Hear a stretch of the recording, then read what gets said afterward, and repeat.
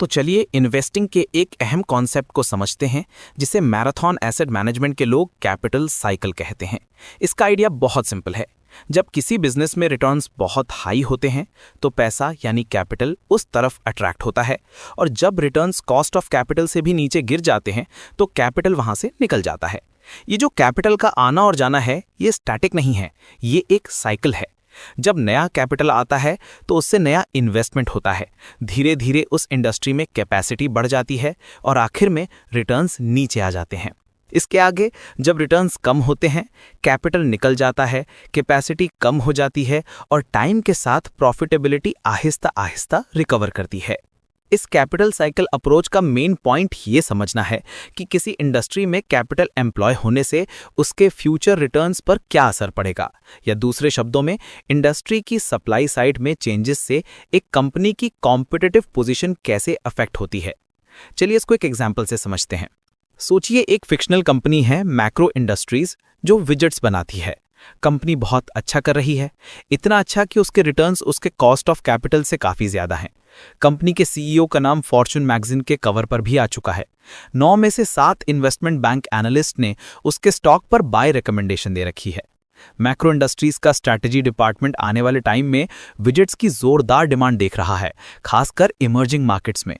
तो कंपनी के सीईओ एक बड़ा अनाउंसमेंट करते हैं, अगले 3 साल में मैन्युफैक्चरिंग कैपेसिटी 50% तक बढ़ा देंगे। एक टॉप इन्वेस्टमेंट बैंक ग्रीडस्पिन इसके लिए शेयर ऑफरिंग अरेंज करता है। मार्केट इस एक्सपेंशन को बहुत पॉजिटिवली लेता है। मैक्रो इंडस्ट्रीज का शेयर प्राइस अनाउंसमेंट के बाद और ऊपर चला जाता है। ग्रोथ इन्वेस्टर्स स्टॉक खरीदने लगते हैं राइजिंग अर्निंग्स की उम्मीद में। अब सीधा 5 साल आगे चलते हैं। खबर आती है कि मैक्रो इंडस्ट्रीज के सीईओ ने रिजाइन कर दिया है। एक्टिविस्ट शेयर होल्डर्स के साथ उनकी स्ट्रैटेजी को लेकर अनबन चल रही थी। कंपनी के प्रॉफिट्स बिल्कुल आसमान से जमीन पर आ गिरे हैं और शेयर प्राइस पिछले 12 महीनों में 46% नीचे है। एनालिस्ट कहते हैं कि प्रॉब्लम ओवर एक्सपेंशन से शुरू हुई है। विजिट मार्केट में अब एक्सेस सप्लाई है। मैक्रो के कॉम्पिटिटर्स ने भी पिछले कुछ सालों में कैपेसिटी बढ़ा दी थी और कुछ नए लो कॉस्ट प्रोड्यूसर्स भी इंडस्ट्री में आ गए थे। चाइना, जो विजेट्स का सबसे बड़ा कंज्यूमर था, उसने अपने डोमेस्टिक प्रोडक्शन को इतना बढ़ा दिया है कि अब वो एक नेट एक्सपोर्टर बन गया है। मैक्रो अब अपने सबसे बड़े राइवल के साथ मर्जर कंसिडर कर रहा है। स्टॉक बुक वैल्यू से नीचे ट्रेड कर रहा है, लेकिन एनालिस्ट कहते हैं कि नियर टर्म विजिबिलिटी कुछ नहीं है। जो 3 ब्रोकरेज अभी भी कंपनी को कवर करते हैं, उनमें से 2 ने सेल रिकमेंडेशन दे रखी है। ये जो फिक्शनल विजेट कंपनी की कहानी है, ये एक टिपिकल कैपिटल साइकिल को डिस्क्राइब करती है। हाई प्रॉफिटेबिलिटी से अक्सर मैनेजर्स ओवर कॉन्फिडेंट हो जाते हैं। वो बेहतरीन इंडस्ट्री कंडीशंस को अपनी स्किल समझने की गलती कर बैठते हैं। ये गलती मीडिया और बढ़ा देती है, जो हमेशा कॉर्पोरेट हीरोज और विलन्स की तलाश में रहती है। जब रिटर्न्स हाई होते हैं तो कंपनीज कैपिटल स्पेंडिंग बढ़ाने लगती हैं। कॉम्पिटिटर्स भी उन्हें फॉलो करते हैं, शायद इसलिए कि वो मार्केट शेयर खोना नहीं चाहते। और जब कंपनी एक बड़ी कैपेसिटी इंक्रीज अनाउंस करती है तो उसका शेयर प्राइस अक्सर ऊपर चला जाता है। ग्रोथ इन्वेस्टर्स को ग्रोथ पसंद है। इन्वेस्टमेंट बैंकर्स इस कैपिटल साइकिल के पहिए को और तेज घुमाते हैं। बूम के टाइम कैपेसिटी बढ़ाने में हेल्प करते हैं और बस्ट के टाइम इंडस्ट्री को कंसोलिडेट करने में। उनके एनालिस्ट्स को fast growing sexy sectors cover करने में ज्यादा मजा आता है। बैंकर्स फीस कमाते हैं आईपीओज और सेकेंडरी इश्यूज अरेंज करके, जो कैपिटल स्पेंडिंग फंड करने के लिए पैसा रेस करते हैं। एक चीज जरूर समझने वाली है कि इन्वेस्टमेंट और नए प्रोडक्शन के बीच में एक टाइम लैग होता है। इस डिले का मतलब है कि सप्लाई चेंजेस लंपी होते हैं, एक साथ आते हैं। इकोनॉमिक्स की टेक्स्ट बुक्स में जैसे स्मूथ सप्लाई कर्व दिखाते हैं, वैसा रियल लाइफ में नहीं होता। कैपिटल साइकिल तब नीचे जाता है जब एक्सेस कैपेसिटी साफ दिखने लगती है और पुराने डिमांड फोरकास्ट जरूरत से ज्यादा ऑप्टिमिस्टिक साबित होते हैं। जैसे ही प्रॉफिट्स गिरते हैं, मैनेजमेंट टीम्स बदल दी जाती हैं, कैपिटल एक्सपेंडिचर में भारी कमी की जाती है और इंडस्ट्री कंसोलिडेट होना शुरू हो जाती है। इन्वेस्टमेंट में कमी और इंडस्ट्री सप्लाई में आई आहिस्ता आहिस्ता कमी आने वाले टाइम में प्रॉफिट्स की रिकवरी का रास्ता साफ करती है। एक इन्वेस्टर जो कैपिटल साइकिल को समझता है, ये वो मोमेंट है जब एक ऐसी कंपनी जिसका बुरा हाल है उसमें पोटेंशियल दिखने लगता है। ये प्रोसेस सिर्फ एक फिक्शनल कहानी नहीं है। पिछले कुछ सालों में हमने ये बूम बस्ट प्रोसेस कई सेक्टर्स में देखा है। 1990s के टीएमटी बबल यानी technology media and telecom bubble के दौरान बहुत सी टेलीकॉम कंपनीज इस गलत अजम्पशन पर काम कर रही थी कि इंटरनेट ट्रैफिक हर 100 दिन में डबल हो रहा है। इस फोरकास्ट को जस्टिफाई करने के लिए वर्ल्डकॉम और ग्लोबल क्रॉसिंग जैसी कंपनीज ने अजीबो गरीब कैपिटल स्पेंडिंग की। जब बबल फटा तो पता चला कि कितना कैपिटल मिस एलोकेट हुआ था। सालों तक टेलीकॉम नेटवर्क्स में मैसिव एक्सेस कैपेसिटी थी। .com बस्ट के बाद ग्लोबल शिपिंग इंडस्ट्री एक क्लासिक एग्जाम्पल बनकर उभरी।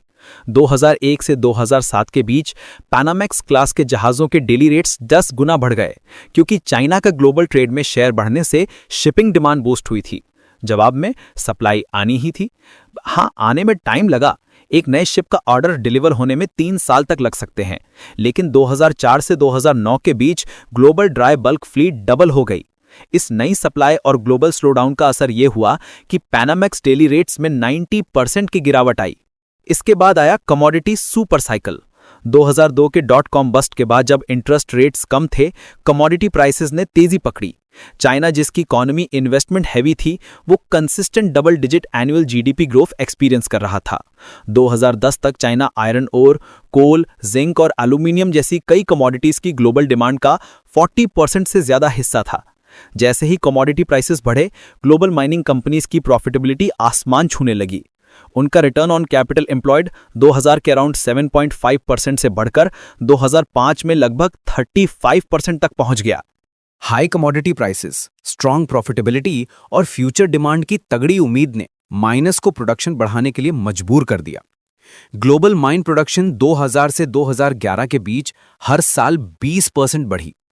माइनिंग कैपिटल एक्सपेंडिचर 5 गुना से ज्यादा बढ़ा, $30 बिलियन पर ईयर से सीधा $160 बिलियन पर ईयर तक। नई सप्लाई आने में टाइम लगता है। एक नया माइन डेवलप करने में 9 साल तक लग सकते हैं, और सप्लाई आती भी अचानक है, क्योंकि कुछ नई माइंस बहुत बड़ी होती हैं। जैसे ब्राजील में वेल का सेरा सुल प्रोजेक्ट, जिसका कैपेक्स बजट लगभग $20 बिलियन था, उसके अकेले से ग्लोबल आयरन और प्रोडक्शन में लगभग 5% का इजाफा होने की उम्मीद थी। ये कमोडिटी सुपर साइकिल 2011 में टर्न हुआ, जब चाइना की ग्रोथ रेट स्लो हुई। अप्रैल 2015 तक सीबॉर्न आयरन ओर का प्राइस अपने पीक से लगभग 70% नीचे आ गया था। नई माइनिंग कैपेसिटी, जिसे हाई प्राइसेस के दौरान कमीशन किया गया था, वो आने वाले कई सालों तक आती रहेगी, जिससे ओवर कैपेसिटी और बढ़ेगी। तो महान कमोडिटी सुपर साइकिल में भी एक क्लासिक कैपिटल साइकिल के सारे लक्षण थे। हाई प्राइसेस से प्रॉफिटेबिलिटी बढ़ी, फिर इन्वेस्टमेंट बढ़ा, नए प्लेयर्स आए, और साइकिल तब टर्न हुआ जब सप्लाई बढ़ गई और डिमांड ने डिसअपॉइंट किया। तो अब सवाल उठता है, इससे हम क्या सीख सकते हैं? कैपिटल साइकिल एनालिसिस की सबसे बड़ी इंसाइट यह है कि इन्वेस्टर्स को डिमांड से ज्यादा सप्लाई पर फोकस करना चाहिए। डिमांड को फोरकास्ट करना बहुत मुश्किल है, लेकिन सप्लाई प्रोस्पेक्ट्स काफी हद तक प्रेडिक्टेबल होते हैं। एक इंडस्ट्री की एग्रीगेट सप्लाई में इंक्रीज अक्सर पहले से ही पता चल जाता है, लेकिन ज्यादातर इन्वेस्टर्स और कॉर्पोरेट मैनेजर्स डिमांड कंडीशंस के बारे में सोचने में अपना वक्त बिताते हैं, बदलती हुई सप्लाई के बारे में नहीं। इसीलिए स्टॉक प्राइसेस अक्सर नेगेटिव सप्लाई शॉक्स को एंटिसिपेट नहीं कर पाते। दूसरा पॉइंट है कंपेटिटिव कंडीशंस को एनालाइज करना। एक फर्म की प्रॉफिटेबिलिटी पर तब खतरा मंडराने लगता है जब कंपेटिटिव कंडीशंस खराब हो रही हों। कैपिटल साइकिल का नेगेटिव फेज इंडस्ट्री फ्रैगमेंटेशन और बढ़ती हुई सप्लाई से पहचाना जाता है। एक इंडस्ट्री में एक साथ बहुत सारे आईपीओज आना एक रेड फ्लैग होता है, और इसका दूसरा पहलू यह है कि उन अपॉर्चुनिटीज को पहचानना जहां सप्लाई कंडीशंस अच्छी हैं और कंपनीज अपनी प्रॉफिटेबिलिटी मार्केट की एक्सपेक्टेशन से ज्यादा टाइम तक मेंटेन कर पाती हैं। और आखिर में मैनेजमेंट। वॉरेन बफेट का एक कमेंट मैराथन के लोग अक्सर रिपीट करते हैं। उनका कहना है कि ज्यादातर सीईओज इसलिए टॉप पर पहुंचते हैं क्योंकि वो मार्केटिंग, प्रोडक्शन या इंजीनियरिंग जैसे किसी एक एरिया में एक्सेल करते हैं, लेकिन उनमें कैपिटल एलोकेशन की स्किल जरूरी नहीं कि हों, और ये स्किल्स बहुत जरूरी हैं। उनके मुताबिक 10 साल के बाद एक सीईओ जिसकी कंपनी नेटवर्थ का 10% अर्निंग्स रिटेन करती है, वो बिजनेस में लगे हुए 60% से ज्यादा कैपिटल के डिप्लॉयमेंट के लिए रिस्पॉन्सिबल होगा। इसका मतलब यह है कि कैपिटल साइकिल एनालिसिस में मैनेजर्स पर गहरी नजर रखना और उनकी कैपिटल एलोकेट करने की एबिलिटी को असेस करना बहुत जरूरी है। मैराथन के लोग इस काम के लिए मैनेजर्स से मिलने और सवाल करने में काफी टाइम स्पेंड करते हैं। एक और दिलचस्प कहानी है कॉड फिशिंग इंडस्ट्री की। यह कैपिटल साइकिल का एक बेहतरीन एग्जाम्पल था, जब तक सरकारों में इसमें दखल नहीं दिया। सदियों तक कॉड फिशिंग एक प्रॉफिटेबल बिजनेस था। इसकी वैल्यू इसलिए थी क्योंकि इसमें प्रोटीन ज्यादा और ऑयल कम होता है, और इसको ड्राई करके लंबे सफर पर ले जाना आसान था। शुरू में न्यूफाउंडलैंड, न्यू इंग्लैंड और आइसलैंड के कोस्ट पर बने पोर्ट्स, जहां पर कॉड को ड्राई करने के लिए नेचुरल रॉक स्लैब्स थे, वो इस इंडस्ट्री के पिंच पॉइंट बन गए। वहां पर men of no particular skill and with very little capital made fortunes, यानी जिनके पास कोई खास हुनर या पैसा नहीं था, उन्होंने भी खूब कमाया। लेकिन ये पिंच पॉइंट जहां एक्सेस प्रॉफिट्स बन रहे थे, वो पोर्ट्स के पास ज्यादा देर तक नहीं रहा। बॉटलनेक आगे शिफ्ट हो गया, बॉस्टन जैसे बड़े पोर्ट्स पर जहां सेंट्रल मार्केट था। इससे न्यू इंग्लैंड में एक कॉड एरिस्टोक्रेसी पैदा हुई। ये फेज तब तक चला जब तक टेक्नोलॉजी ने सब कुछ बदल नहीं दिया। 1920s में फूड फ्रीजिंग आई, फिर स्टीम पावर ट्रॉलर आए और फिर सोनार, जिससे मछलियों के झुंड को लोकेट करना आसान हो गया। जब ये सब टेक्नोलॉजी एक साथ आई तो पुराने तरीके बेकार हो गए। अब स्पेनिश जहाज न्यूफाउंडलैंड कोस्ट से मछली पकड़कर सीधा फ्रांस में डॉक कर सकते थे। पुराने हार्बर्स और बॉस्टन मार्केट डिक्लाइन में चले गए। नए इक्विपमेंट महंगे थे। अब man of no capital industry में एंटर नहीं कर सकते थे, और जो बचे थे उन्होंने कंपिटिटिव रहने के लिए भारी कर्ज लिया। हर किसी का फाइनेंशियल इंसेंटिव ज्यादा मछली पकड़ना था ताकि कर्ज चुका सकें। इससे ओवरफिशिंग शुरू हो गई। जब मछली के दाम गिरे तो फिशरमैन एक प्रिजनर्स डायलेमा में फंस गए। सबने और ज्यादा मछली पकड़ना शुरू कर दिया। इंडस्ट्री क्राइसिस में चली गई। जब सरकारों ने दखल दिया तो स्थिति और बिगड़ गई। उन्होंने कोटा सेट किए और इंडस्ट्री को सपोर्ट देने के लिए टैक्स का पैसा इस्तेमाल किया। इससे इंडस्ट्री की कैपेसिटी हाई बनी रही और मछली के दाम कम। नॉर्मली कैपिटल ऐसी इंडस्ट्री से निकल जाता, कैपेसिटी कम होती और प्राइसेस बढ़ जाते। लेकिन गवर्नमेंट सपोर्ट ने इस नेचुरल प्रोसेस को रोक दिया। लगभग 150 सालों में कॉड फिशिंग इंडस्ट्री वहां से शुरू हुई जहां एक्सेस प्रॉफिट्स पोर्ट्स पर बनते थे, फिर मार्केट में, फिर फूड प्रोसेसर्स के पास, और आखिर में ऐसी स्थिति आ गई जहां इंडस्ट्री के सबसे बड़े बेनिफिशियरी फिश के कंज्यूमर्स बन गए। इसी तरह से कैपिटल साइकिल हर जगह काम करता है, लेकिन कभी-कभी ये टूट जाता है। पिछले 2 दशकों में इंटरनेट ने कई पुराने बिजनेस मॉडल्स को डिस्ट्रॉय कर दिया है, जैसे yellow pages, newspapers, book shops और म्यूजिक इंडस्ट्री।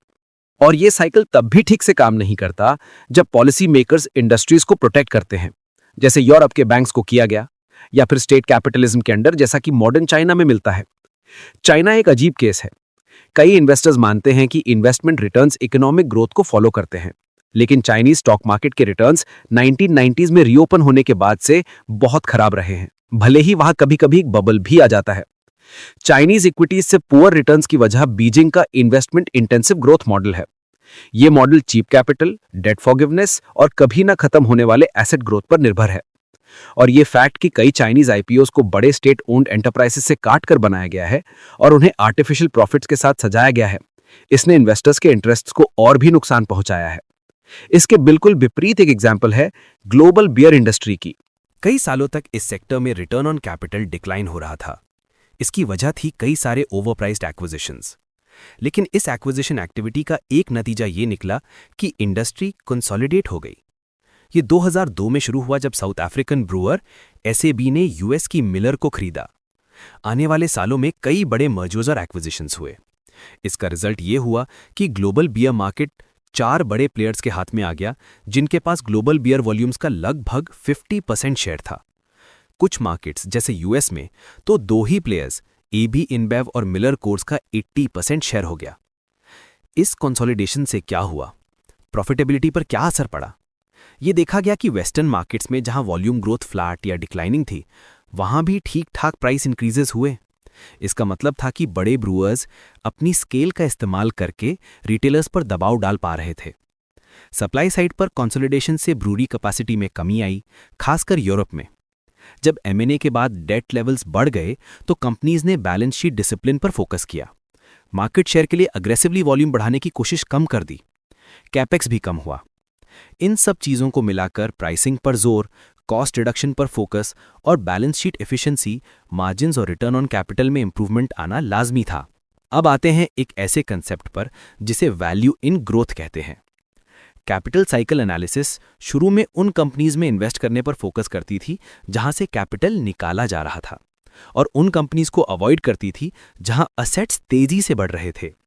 आइडिया ये था कि जब कैपिटल निकल जाता है तो प्रॉफिट्स और वैल्यूएशंस बढ़ते हैं, और जब कैपिटल डाला जाता है तो वो गिरते हैं। यानी capital cycle analysis mean reversion के ड्राइवर्स के बारे में था। लेकिन इसी एनालिसिस का इस्तेमाल उन कंपनीज को आइडेंटिफाई करने के लिए भी किया जा सकता है जो किसी ना किसी वजह से कंपटीशन को दूर रख पाती हैं। ऐसी कंपनीज जिनके पास स्ट्रांग कॉम्पिटिटिव एडवांटेजेस हैं, जिसे वॉरेन बफेट एक चौड़ा मोट यानी खाई कहते हैं, वो अपने प्रॉफिट्स को मार्केट की एक्सपेक्टेशन से ज़्यादा लंबे समय तक मेंटेन कर पाती हैं। यहाँ मीन रिवर्जन सस्पेंड हो जाता है। ऐसी कंपनीज में हाई वैल्यूएशंस अक्सर जस्टिफाइड होते हैं। फास्ट ग्रोइंग कंपनीज जिनमें प्रॉफिट्स कम या बिल्कुल ना हो और वैल्यूएशंस हाई हों, जैसे Amazon, वो भी अच्छी इन्वेस्टमेंट्स हो सकती हैं अगर उनकी इंडस्ट्री की सप्लाई साइड सपोर्टिव बनी रहे। Amazon एक अच्छा एग्जाम्पल है। इस स्टॉक को लेकर हमेशा आलोचना रही है, कुछ तो इंटरनेट बबल के टाइम उसके हाई प्रोफाइल की वजह से, और हाल ही में कंपनी के मार्जिन्स में उतार चढ़ाव की वजह से। मार्जिन में ये वेरिएशन Amazon की अपने ऑफर को एक्सपैंड करने की इच्छा से आता है। कई नई सर्विसेज जैसे Amazon वेब सर्विसेज में बड़े अपफ्रंट इन्वेस्टमेंट्स की ज़रूरत पड़ी है और उन्हें प्रॉफिटेबल बनने में टाइम लगेगा। ये इन्वेस्टमेंट, जिसका ज़्यादातर हिस्सा अकाउंट्स में एक्सपेंस के तौर पर लिखा जाता है, इसने मार्जिन्स को वोलेटाइल बना दिया है। जब वॉल स्ट्रीट मार्जिन्स में गिरावट को लेकर चिंतित था, Amazon का स्टॉक $60 से $40 तक गिर गया। फिर जब साइंस आए कि मार्जिन्स रिकवर कर रहे हैं और सेल्स 35% ईयर ऑन ईयर बढ़ रही हैं, स्टॉक डबल हो गया। Amazon अपने नए इनिशिएटिव्स की पोटेंशियल प्रॉफिटेबिलिटी के बारे में ज़्यादा गाइडेंस नहीं देता, लेकिन उनका एम्बिशन हाई सिंगल डिजिट्स में मार्जिन्स का है जब ये बिजनेसेस मैच्योर हो जाएंगे। उनका ट्रैक रिकॉर्ड कॉन्फिडेंस देता है कि वो ये अचीव कर सकते हैं। इसी तरह कुछ इंडस्ट्रीज ऐसी हैं जो कैपिटल साइकिल के डिस्ट्रक्टिव फोर्सेस से बची रहती हैं। सेमीकंडक्टर सेक्टर को लीजिए। इसने पिछले 30 सालों में ज़बरदस्त परफॉर्मेंस इंक्रीजेस अचीव किए हैं, लेकिन इन्वेस्टर्स के लिए ये सफ़र अच्छा नहीं रहा। फिलाडेल्फिया सेमीकंडक्टर इंडेक्स ने नैस्डैक को अंडर परफॉर्म किया है। वजह साफ है, ये इंडस्ट्री सिक्लिकल बूम्स और बस्ट्स के लिए जानी जाती है। अच्छे टाइम में प्राइसेस बढ़ते हैं, कंपनीज कैपेसिटी बढ़ाती हैं और नए प्लेयर्स आते हैं। एक्सेस कैपिटल से इंडस्ट्री रिटर्न्स खराब रहते हैं। लेकिन इस इंडस्ट्री के कुछ नीशेज में ऐसी कंपनीज हैं जिन्होंने शेयर होल्डर्स के लिए बेहतरीन लॉन्ग टर्म रिटर्न्स दिए हैं। एग्जाम्पल के लिए एनालॉग डिवाइसेज और लीनियर टेक्नोलॉजी। ये एनालॉग सेमीकंडक्टर्स बनाती है जो रियल वर्ल्ड और इलेक्ट्रॉनिक वर्ल्ड का ब्रिज है। ये टेम्परेचर, साउंड और प्रेशर जैसे फिनोमेना को मॉनिटर और ट्रांसफॉर्म करते हैं। डिजिटल सेमीकंडक्टर्स के मुकाबले एनालॉग का एंड मार्केट ज़्यादा डाइवर्स है, प्रोडक्ट ज़्यादा डिफरेंशिएटेड हैं और कंपनी स्पेसिफिक इंटेलेक्चुअल प्रॉपर्टी ज़्यादा इंपॉर्टेंट है। यहाँ इंजीनियरिंग टैलेंट एक्सपीरियंस के साथ बेटर होता है। एक एनालॉग सेमीकंडक्टर डिज़ाइन एक्सपर्ट बनने में कई साल लग जाते हैं। एनालॉग डिवाइसेज में एवरेज इंजीनियर का टेन्योर 20 साल का है। ये एक इंपॉर्टेंट बैरियर टू एंट्री बनाता है। इसके अलावा इनकी प्रोडक्शन प्रोसेस कम स्टैंडर्डाइज्ड है, तो इससे मोर्स लॉ से आने वाले ऑब्सोलेसेंस का खतरा कम रहता है। इससे कैपिटल इंटेंसिटी कम रहती है। इस सेक्टर को उन डिस्ट्रक्टिव फोर्सेस से बचाव मिलता है जिन्होंने डिजिटल सेमीकंडक्टर इंडस्ट्री में इतनी तबाही मचाई है। तो आखिर में ये सब सुनकर क्या सीख मिलती है? इन्वेस्टिंग अपने सबसे बेसिक फॉर्म में हमेशा प्राइस और वैल्यू के बारे में है। प्राइस वो है जो आप पे करते हैं और वैल्यू वो है जो आपको मिलती है। लेकिन वैल्यू आती है फ्यूचर कैश फ्लोज से, और फ्यूचर को प्रेडिक्ट करना आसान नहीं है। इसलिए कई इन्वेस्टर्स सिंपल वैल्यूएशन मैट्रिक्स जैसे प्राइस टू बुक या प्राइस टू अर्निंग्स रेशियो का सहारा लेते हैं। लेकिन ये वैल्यूएशन मेजर्स किसी इन्वेस्टमेंट के स्पेसिफिक कंटेक्स्ट के बारे में कुछ नहीं कहते, जैसे कंपनी का बिजनेस मॉडल, उसका इंडस्ट्री स्ट्रक्चर और मैनेजमेंट की कैपिटल एलोकेट करने की एबिलिटी। कैपिटल साइकिल अप्रोच एक ब्रॉडर एक्सप्लेनेशन देता है। कॉर्पोरेट प्रॉफिटेबिलिटी का primary driver favourable supply side है, ना कि high rates of demand growth. इसलिए एक इंडस्ट्री में तेजी से ग्रोथ हो सकती है जो इन्वेस्टर्स के लिए कोई फायदा न लाए। दरअसल डिमांड में स्ट्रांग ग्रोथ अक्सर वैल्यू डिस्ट्रक्शन का सीधा कारण बनती है, क्योंकि ये इंडस्ट्री में कैपिटल की बाहर को अट्रैक्ट करती है, जिससे रिटर्न्स कम हो जाते हैं। इसलिए कंपनी एनालिसिस का स्टार्टिंग पॉइंट एंड डिमांड का आउटलुक में ही बल्कि सप्लाई साइड होना चाहिए। गोल ये है कि उन इन्वेस्टमेंट्स को ढूंढना जो ऐसी इंडस्ट्रीज में है जहां कैपिटल साइकिल में पॉजिटिव इन्फ्लेक्शन पॉइंट्स आ रहे हैं, या ऐसे सेक्टर्स में जहां सप्लाई साइड फंडामेंटल स्टेबल और अनुकूल हैं। ये एक लॉन्ग टर्म गेम है, इसके लिए पेशेंस चाहिए। लेकिन आखिर में ये उन वैल्यूएबल इंफॉर्मेशन बिट्स को हासिल करने के बारे में है जिनके लिए कंपटीशन कम है।